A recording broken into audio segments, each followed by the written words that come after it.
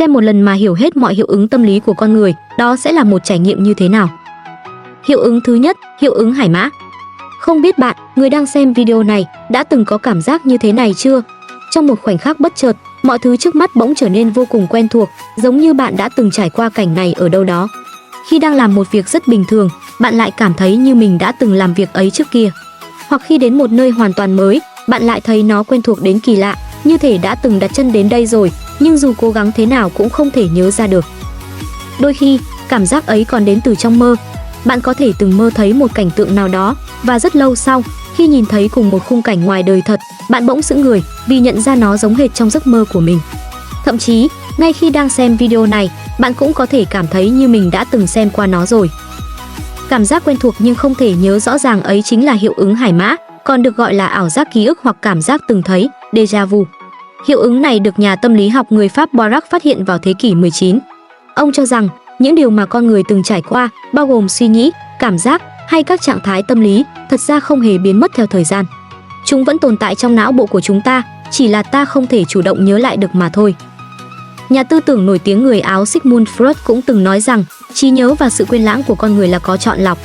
Những ký ức tiêu cực, sợ hãi hay đau buồn thường bị não bộ tự động lọc bỏ để bảo vệ tâm lý của chúng ta. Nhưng thực tế, những ký ức đó vẫn âm thầm ẩn sâu trong tiềm thức. Cho đến một khoảnh khắc nào đó trong tương lai, khi có một hình ảnh, âm thanh hay tình huống gợi lại đúng vùng tiềm thức này, hiệu ứng Hải Mã sẽ xuất hiện, khiến bạn có cảm giác như đã từng trải qua điều đó.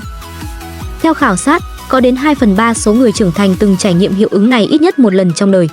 Và đặc biệt, những người có trí tưởng tượng càng phong phú thì càng dễ cảm nhận rõ ràng hơn. Chỉ cần môi trường xung quanh có một vài chi tiết trùng khớp với ký ức trong tiềm thức, não bộ sẽ lập tức nhầm lẫn, cho rằng đây là trải nghiệm thật từng xảy ra. Sau đó, nó còn tự động tưởng tượng, thậm chí lấp đầy những chi tiết còn thiếu, khiến cảm giác ấy càng trở nên chân thật hơn. Nghĩ đến đây, bạn có thấy hơi rợn người không? Liệu có phải bộ não của chúng ta vẫn luôn âm thầm đánh lừa chính chủ nhân của nó, khiến ta tin rằng mình đã từng trải qua những điều mà thực ra chưa bao giờ xảy ra? Hiệu ứng thứ hai, hiệu ứng cánh bướm. Có bao giờ bạn nghe câu nói nổi tiếng này chưa? Một con bướm vỗ cánh ở Brazil có thể tạo ra cơn lốc xoáy ở Texas một tháng sau đó. Nghe có vẻ như chuyện viển vông, nhưng thực tế, đó chính là hiệu ứng cánh bướm, một phần trong thuyết hỗn độn, một hiện tượng vô cùng thú vị và cũng rất đáng sợ. Hiệu ứng này nói rằng, trong một hệ thống động, chỉ cần một thay đổi cực kỳ nhỏ ở điều kiện ban đầu cũng có thể dẫn đến những phản ứng dây chuyền khổng lồ về sau. Vào năm 1963, nhà khí tượng học người Mỹ Edward Lorenz đã công bố nghiên cứu nổi tiếng của mình, chỉ ra rằng trong các hiện tượng tự nhiên như thời tiết, chỉ một sai số nhỏ trong dữ liệu ban đầu cũng có thể khiến kết quả cuối cùng thay đổi hoàn toàn. Nói cách khác, những việc tưởng chừng như vô cùng nhỏ bé và không liên quan cũng có thể tạo ra những thay đổi to lớn ngoài sức tưởng tượng. Kết quả của mọi sự việc đều phụ thuộc một cách nhạy cảm vào điều kiện ban đầu, và chỉ cần một chi tiết nhỏ thay đổi, kết cục có thể hoàn toàn khác biệt. Ví dụ đơn giản thế này, một buổi sáng, ông Vương thức dậy và để chiếc đồng hồ của mình trên bồn rửa mặt. Vợ ông sợ nước làm hỏng đồng hồ nên mang ra đặt trên bàn ăn. Nhưng trong lúc ăn sáng, cô con gái vô tình làm rơi chiếc đồng hồ xuống đất và khiến nó vỡ nát. Khi ông Vương tắm xong, thấy vậy liền nổi giận, đánh con, rồi cãi nhau to với vợ. Sau đó ông bỏ đi trong tức giận. Đến khi lái xe đến công ty, ông mới phát hiện mình quên mang theo laptop có tài liệu quan trọng cho cuộc họp, nên lại vội vàng quay xe về nhà. Nhưng vì quá hấp tấp, ông đã gây ra một vụ va quệt nhỏ trên đường. Vợ biết chuyện liền vội vàng chạy đến hiện trường, nhưng khi xuống cầu thang lại bị trẹo chân và phải vào viện. Khi ông lão Vương xử lý xong mọi việc rồi vội quay lại công ty thì cuộc họp đã kết thúc từ lâu. Sếp rất giận, thưởng cuối năm bị cắt toàn bộ và niềm tin nơi đồng nghiệp cũng mất đi một nửa. Con gái vì sáng bị bố mắng nên thi cuối kỳ không đạt, giáo viên đã gọi phụ huynh lên trường để trao đổi. Nói tóm lại, chỉ vì một hành động nhỏ là vợ động chiếc đồng hồ mà đã dẫn tới va quẹt xe của ông lão Vương, mất thưởng cuối năm, niềm tin sụp đổ, vợ phải nhập viện và thành tích học tập của con sa sút. Thực tế, chiếc đồng hồ bị vỡ chỉ gây ra khoảng 10% tổn thất, nhưng dưới tác động vô hạn của cảm xúc ông lão Vương thì đã tạo ra tới 90% thiệt hại cho gia đình. Đó chính là sức tàn phá của hiệu ứng cánh bướm, cũng là thực trạng hàng ngày của nhiều người. Vì vậy đừng vì chuyện nhỏ mà ầm ĩ cãi vã. Bạn đã bao giờ gặp trường hợp này chưa? Trong đầu bạn rõ ràng ghi nhớ một việc đã xảy ra từ rất lâu, nhưng khi nhiều năm sau kể lại với người khác thì lại xảy ra hai tình huống, hoặc ký ức của họ hoàn toàn khác bạn, hoặc mọi người xung quanh đều có cùng một ký ức như bạn, trong khi thực tế lịch sử lại không hề như vậy. Nói cách khác, có một lượng lớn người cùng nhau hình thành những ký ức sai lệch về cùng một sự kiện, và chính họ lại hoàn toàn không nhận ra điều đó. Hiện tượng kỳ lạ này được gọi là hiệu ứng Mandela. Tên gọi Mandela bắt nguồn từ Nelson Mandela, vị tổng thống da đen đầu tiên của Nam Phi, và ý tưởng về ký ức giả. Câu chuyện khởi nguồn khi một nhà nghiên cứu hiện tượng siêu nhiên tên Fiona nhận thấy điều lạ.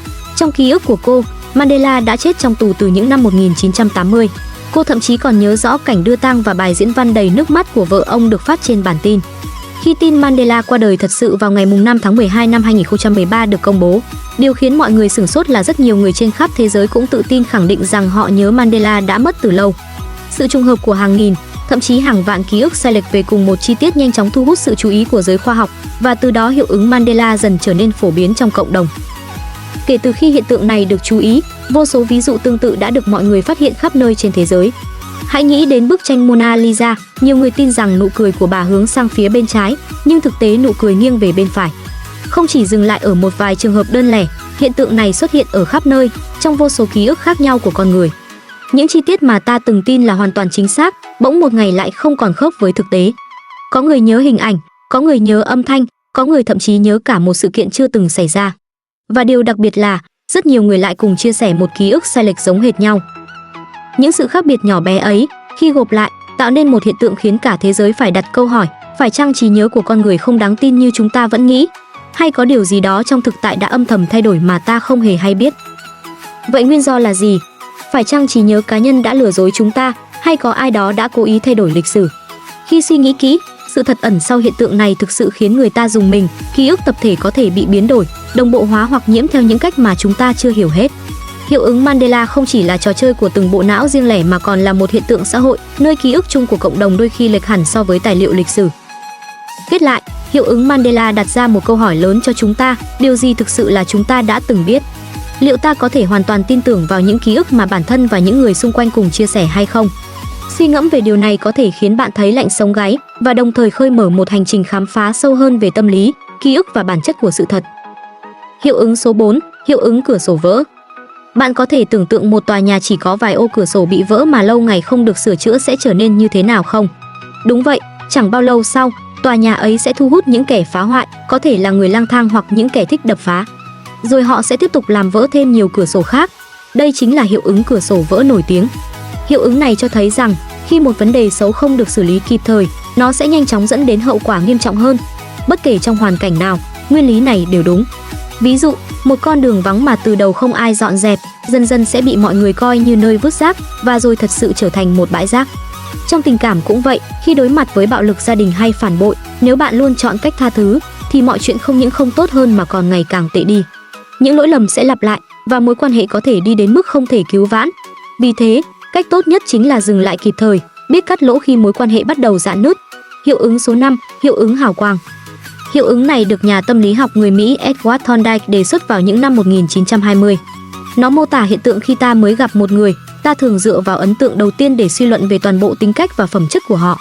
Nói một cách dễ hiểu, đây là thói quen dán nhãn cho người khác ngay từ lần đầu gặp mặt. Trong đời sống, ta thường thấy điều này qua câu nói yêu ai yêu cả đường đi, hay đẹp che mờ khuyết điểm. Trong tình yêu, người ta gọi đó là trong mắt người tình, ai cũng là Tây Thi, nghĩa là người yêu lúc nào cũng hoàn hảo. Nhưng đáng tiếc, hiệu ứng này không phải lúc nào cũng mang lại điều tốt. Sự đánh giá phiến diện dựa trên vẻ bề ngoài có thể dẫn đến những hậu quả khôn lường, thậm chí phá hủy cả một cuộc đời.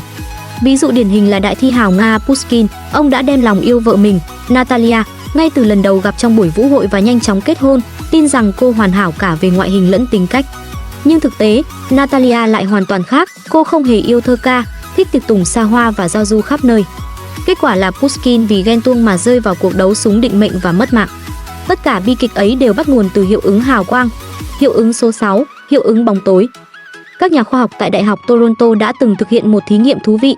Họ chia người tham gia thành hai nhóm, cùng xem một đoạn quảng cáo giả tưởng giống hệt nhau. Điểm khác biệt duy nhất là một nhóm xem trong phòng sáng, còn nhóm kia xem trong phòng tối. Sau khi xem xong, phần lớn những người ở phòng sáng cho rằng nhân vật trong quảng cáo rất vui vẻ, hướng ngoại. Trong khi đó, những người ở phòng tối lại có đánh giá trái ngược. Từ đó, các nhà nghiên cứu rút ra kết luận về hiệu ứng bóng tối. Khi ở trong môi trường ánh sáng yếu, con người có xu hướng trở nên thư giãn hơn, ít cảnh giác hơn và dễ cảm thấy an toàn hơn. Vì vậy, khi bạn hẹn hò hoặc muốn tỏ tình, một nơi có ánh sáng dịu nhẹ, không quá sáng sẽ giúp cả hai thoải mái và dễ gần gũi hơn. Vậy nên, nếu bạn sắp tỏ tình, hãy nhớ mẹo này nhé, chọn nơi có chút bóng tối, biết đâu tình yêu lại dễ nảy nở hơn. Hiệu ứng số 7, hiệu ứng Franklin. Làm thế nào để xây dựng mối quan hệ tốt với một người khó gần? Câu trả lời thật đơn giản, hãy nhờ họ giúp bạn một việc nhỏ. Chuyện này xuất phát từ Benjamin Franklin, một chính trị gia và triết gia vĩ đại của Mỹ thế kỷ 18. Lúc bấy giờ, trong quốc hội bang Pennsylvania có một nghị sĩ rất ghét Franklin và thường xuyên công kích ông. Ai cũng cho rằng không thể nào khiến người này thay đổi thái độ. Thế nhưng Franklin không hề lấy lòng hay nịnh bợ ông ta. Thay vào đó, ông viết một bức thư, nhã nhặn xin mượn cuốn sách quý trong bộ sưu tập cá nhân của vị nghị sĩ ấy. Ngạc nhiên thay, người này đồng ý. Sau đó, ông ta thậm chí còn chủ động đến bắt chuyện với Franklin trong các buổi họp. Sau trải nghiệm này, Franklin rút ra một bài học, những người từng giúp bạn sẽ có xu hướng sẵn lòng giúp bạn thêm lần nữa hơn là những người từng được bạn giúp. Và từ đó, hiệu ứng Franklin ra đời. Thế nên, nếu bạn muốn gây thiện cảm, thay vì tặng quà hay năn nỉ người khác, hãy thử nhờ họ giúp một việc nhỏ. Bạn sẽ ngạc nhiên khi thấy sự gắn kết và tin tưởng được hình thành nhanh chóng đến mức nào.